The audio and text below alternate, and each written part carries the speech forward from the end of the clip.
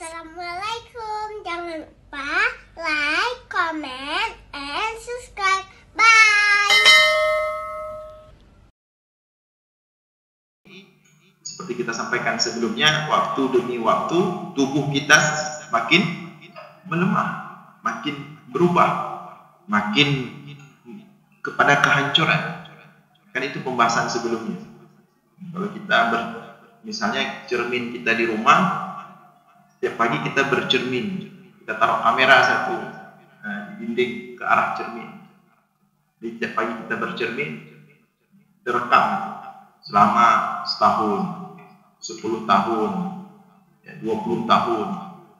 Kemudian kita replay lagi perjalanan wajah kita selama puluhan tahun. Akan kita saksikan bagaimana fisik wajah kita itu berubah. Dari wajah dulu masih muda-muda, ketat, kulit semua mulai mengerut.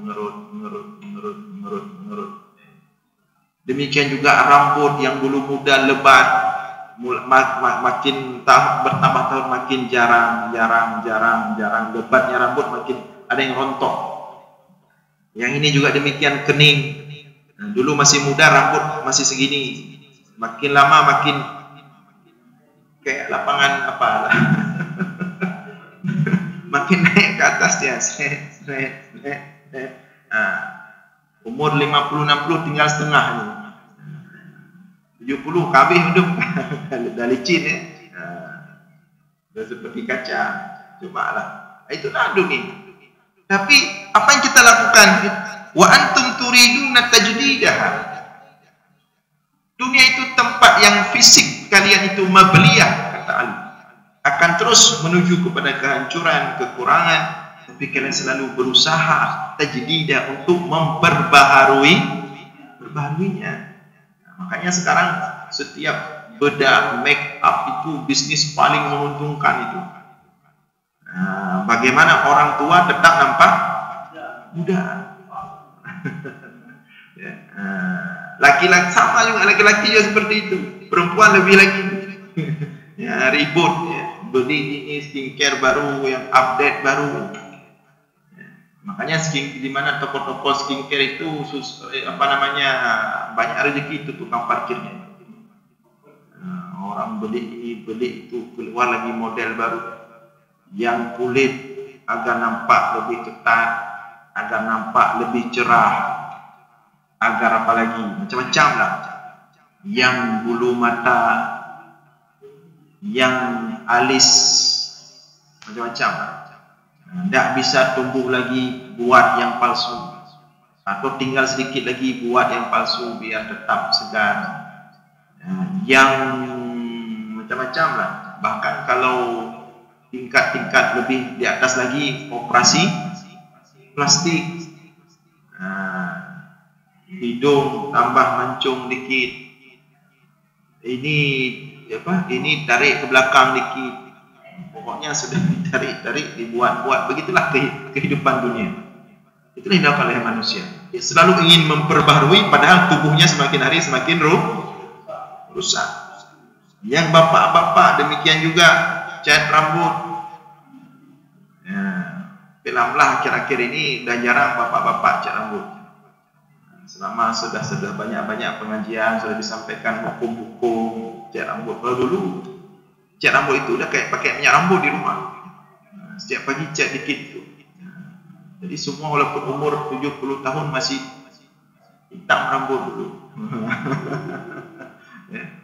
Masih cat rambut, hitam rambut dulu. Jarang dulu orang putih rambut.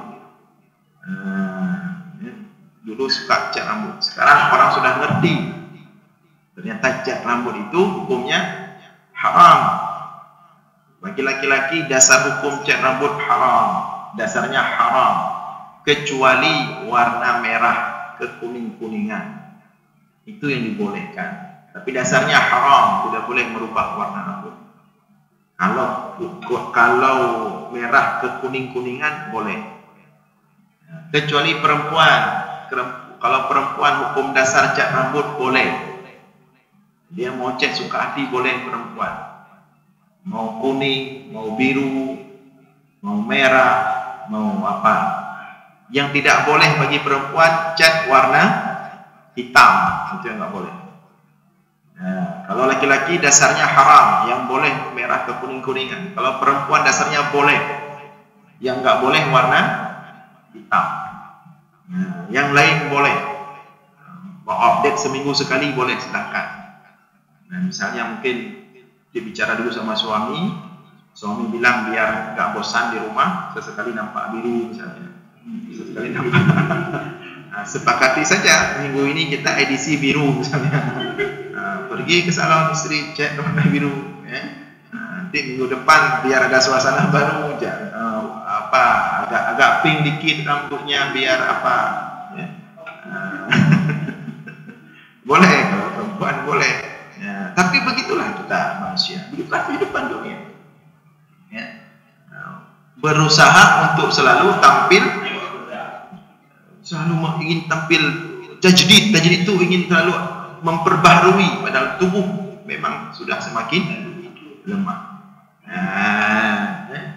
Nah, lanjut Ali, fa innama mithlukum wa misluha kamathali qaumin fi safarin salaku tariqan wa ka'annahum qad qata'uhu wa afdau ila ilmin fa ka'annahum balaghuhu wa kam asa ay yajri al majra hatta yantahiya ila al ghayah.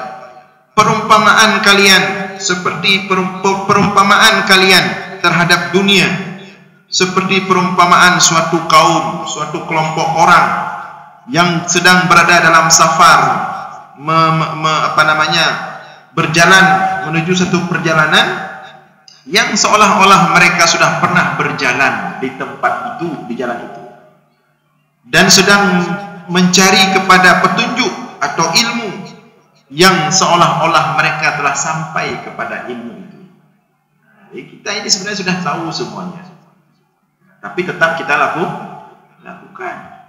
Kita sudah tahu hakikat dunia ini bagaimana, tapi tetap kita suka kadang-kadang menjadi budak dunia. Kita sudah tahu bagaimana sebenarnya hakikat apa yang sedang kita lakukan ini, tapi tetap kita kadang-kadang lalai. Wa kam asa ayajril majra hatta yantahiya ilal ghayat. Sampai kapan, kata Ali, sampai kapan kita akan terus seperti ini, ya, asik sibuk menampilkan fisik yang nampak selalu muda dan segar. Sampai kapan? Sampai kapan kita akan selalu bermain-main di dunia ini? Sampai kapan kita akan selalu lalai dengan dunia ini? Ya, wa kam asa ayajri al majra hatta yantahiya ila al ghayah. Sampai kapan? Kapan penghujung daripada semua permainan ini? Wa kam asa ayyabqa man lahu yawmun fid dunya wa talibu hathith yatlubuhu hatta yufariqaha. Sampai kapan kita akan terus seolah-olah tidak ada hari kematian, padahal kita setiap hari dicari oleh kematian. Sampai kapan kita akan bertingkah seolah-olah enggak mati-mati, padahal kematian satu hari itu berapa puluh kali. Malaikat maut itu setiap hari melihat kita itu puluhan kali. Karena malaikat ini kan profesional kerjanya. Setiap malaikat itu sudah diarahkan sama Allah. Kamu dia. Walaupun kita mau mati nanti 10 tahun lagi, tapi malaikat maut yang ditugaskan untuk mencabut nyawa kita sudah disiapkan. Maka malaikat maut pencabut nyawa kita itu dari sekarang sudah siap-siap. Tiap hari dia lihat wajah kita. Tiap hari dia datang melihat wajah kita. Tugas dia cabut nyawa kita. Maka Ali bin Abi Thalib mengingatkan, sampai kapan kita akan terus bersikap seolah-olah tidak ada kematian, tidak ada hari kita kematian, tidak ada hari kita untuk mati, padahal kematian setiap hari mencari kita.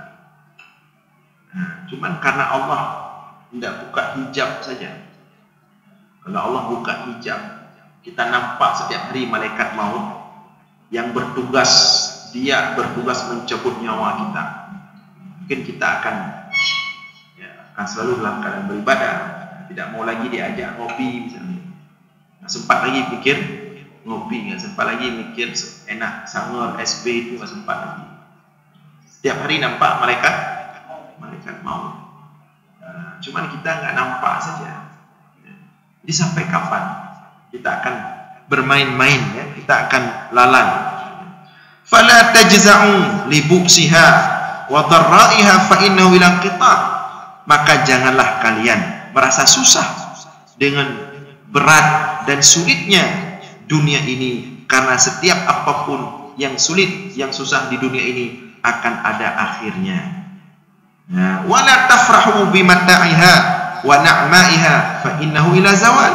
Demikian juga janganlah kalian terlalu berlebihan senang dengan berbagai pernak-pernik kenikmatan dunia, fa innahu ila zawal, maka sesungguhnya kenikmatan itu juga akan ada saatnya lenyap, hilang dari kita.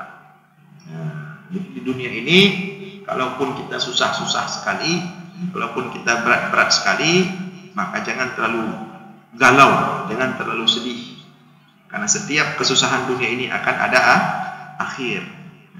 Nggak ada orang yang susah selamanya, nggak ada. Sesusah-susah apapun akan ada saat-saat bahagia. Buktinya kita bisa lihat orang, walaupun hidupnya sempit, hidupnya melarat, tetapi tetap dia kadang-kadang bisa tersenyum, tetap dia bisa tertawa. Justru kadang-kadang orang yang hidupnya penuh kenikmatan susah untuk tersenyum, untuk tertawa. Kita lihat ya, orang-orang petani-petani yang cuma punya sawah sepetak, hidupnya hanya bergantung sehari-hari dengan pertanian, dengan sawah itu. Tapi sekali dia duduk rame-rame dengan sesama petani, sebentar dia bicara, tapi langsung happy, bisa happy, ketawa-ketawa, ketiwi-ketiwi, ketawa-ketawa bahagia, ketawanya pun lempang ketawanya, tidak ada medun. Kadang-kadang yang ketawa agak medun itu justru perdai pejabat, ketawanya medun, ketawanya terpaksa, ketawanya demi mendukung ketawa atasan. Begitu atasan ketawa, ketawa semua. Padahal kalau nanti pulang kita tanya, benar apa kang Kim?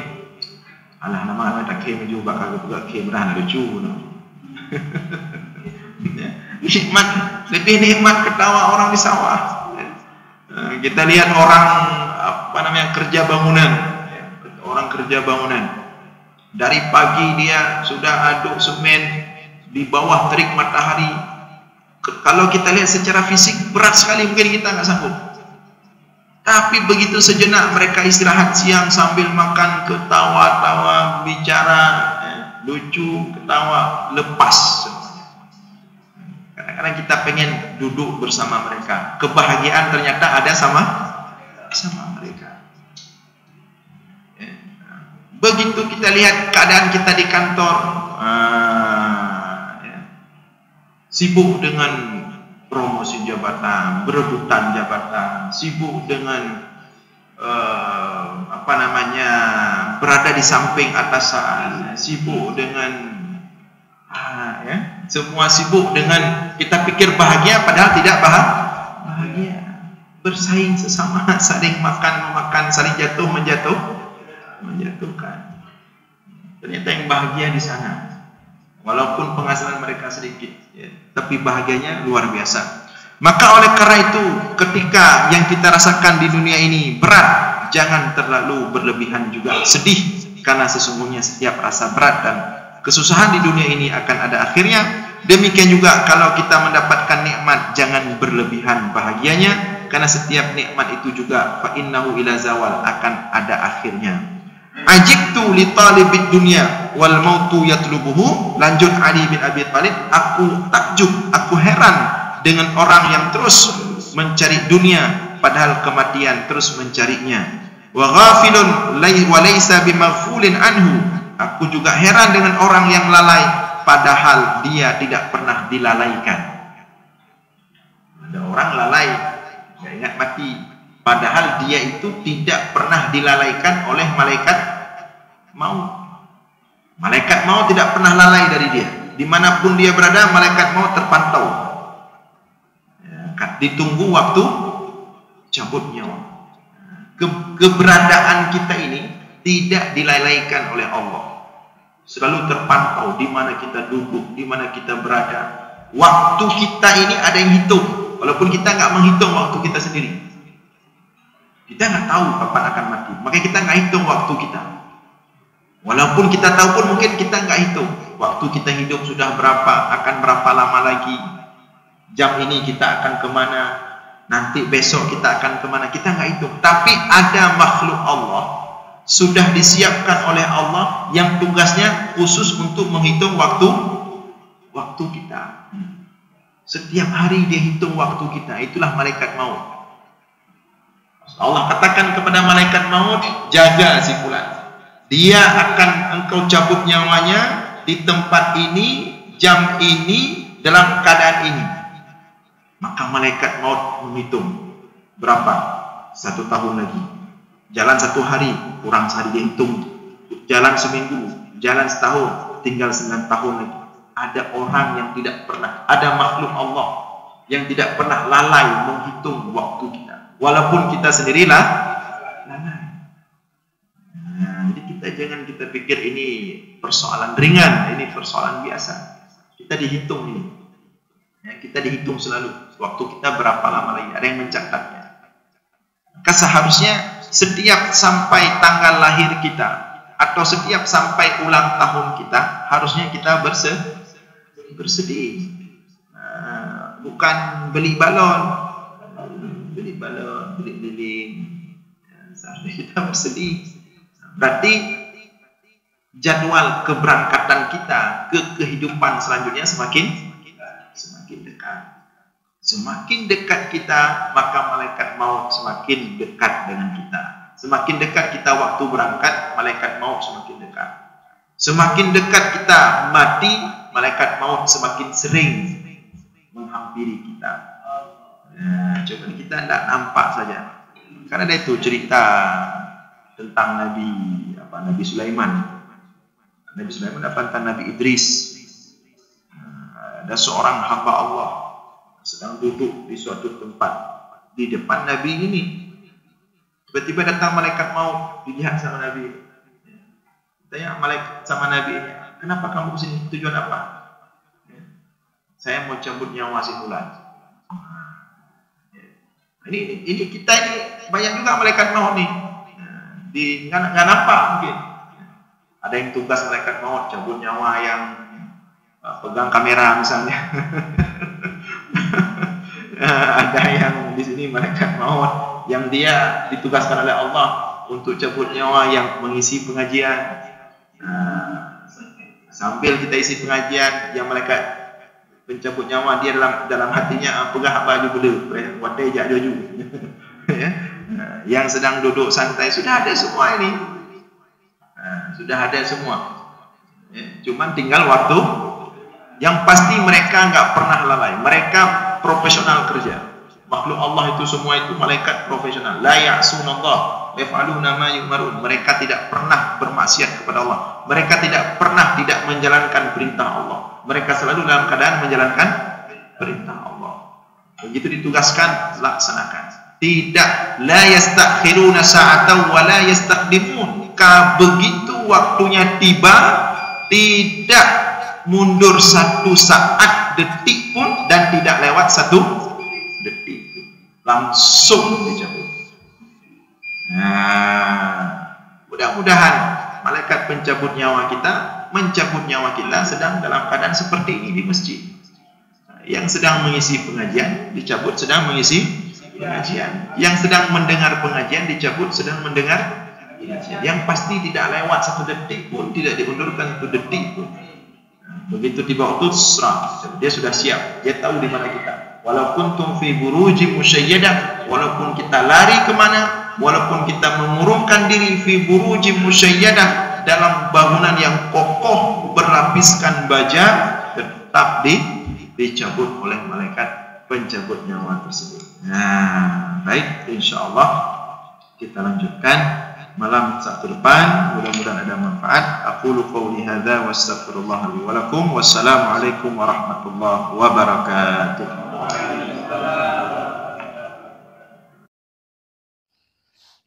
Terima kasih.